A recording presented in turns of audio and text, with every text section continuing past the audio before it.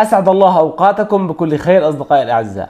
في خبر مفاجئ جدا، محمد صلاح يغادر بعثة المنتخب المصري متوجها نحو ليفربول عشان مصاب وبده يتعالج بليفربول، مع انه كل نجم مشهور بالعالم بكون معاه طيارة خاصة، يعني بيقدر يبعث نفس الأطباء تاعون ليفربول يعالجوه بعثة المنتخب. المنتخب المصري بلش البطولة بطريقة سيئة جدا، تعادلين، واليوم معاه عنده مباراة امام كاب فيردي، مباراة حاسمة جدا. اللي عمله محمد صلاح يعني ما له مبرر.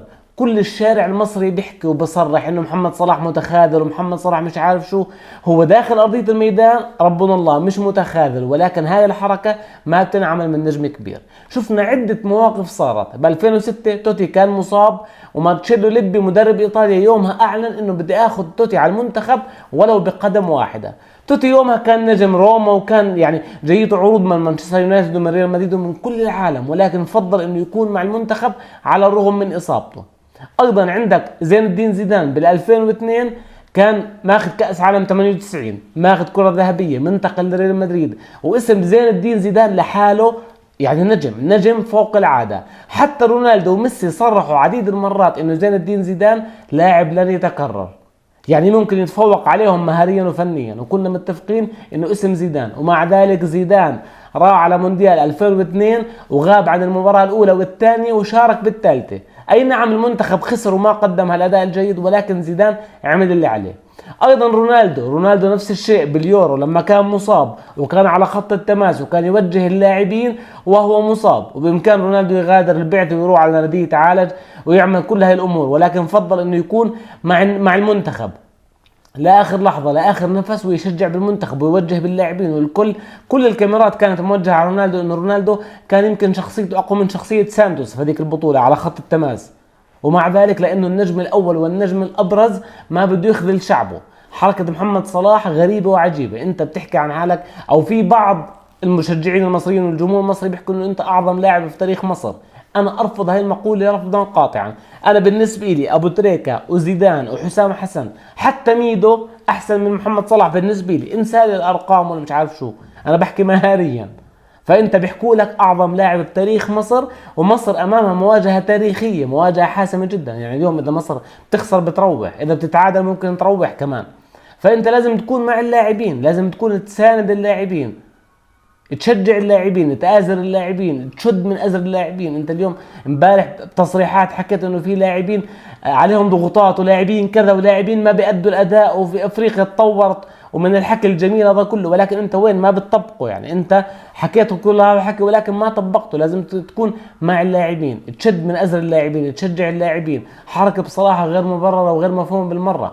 وكمان الخبر يجي من يورجن كلوب، مع انه كلوب مع ليفربول بغياب صلاح وبفوز ومش متاثر ومتصدر وبقدم اداء رائع. فانت المفروض ككابتن مصر، كالنجم الاوحد بمصر، نجم النجوم عندهم في مصر والكل بهلل فيك وكذا، المفروض تكون مع المنتخب مش تغادر المنتخب. قال اذا بتعالج والله وبرجع من الاصابه بيلعب بالنهايه. طب اذا وصلوا النهايه هم شو بدهم فيك بالنهايه؟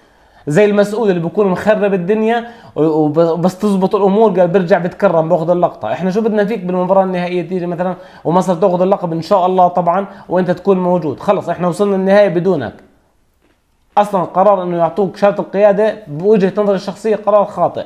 احجازي اولى، احجازي قبلك اصلا كابتن منتخب مصر. الشناوي، عندك عديد اللاعبين شخصيتهم بالملعب طاغي على شخصيتك.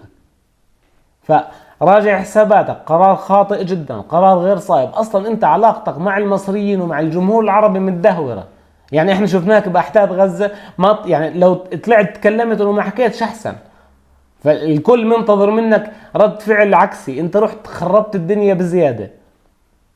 ماشي ساند المنتخب يا اخي وطلعت وخسر المنتخب لا قدر الله وروحت من الدور الاول، خلص احفظ كرامتك وارجع على ليفربول، ما اختلفنا.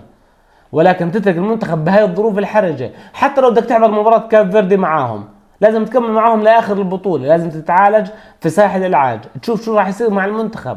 مش تترك المنتخب وهو بأمس الحاجة. لو المنتخب فايز فوزين يعني متأهل وضامن التأهل بحكي لك ماشي، ممكن الجمهور يبلعها شوي، ولكن المنتخب بيعاني وشد، يعني بيعاني ويمكن يروح اليوم. فانت لازم تساند المنتخب، لازم تساند اللاعبين، لازم تشد من أزر اللاعبين الشباب. وانا بتهيألي راح يكون شكل المنتخب المصري اصلا فنيا احسن بغيابك، لانه طول ما انت موجود على ارضيه ميدان الكره راح يدور عليك وراح يعطيك الكرات وكذا والى اخره. ولكن شكل مصر فنيا بدون محمد صلاح بتهيألي راح يكون افضل.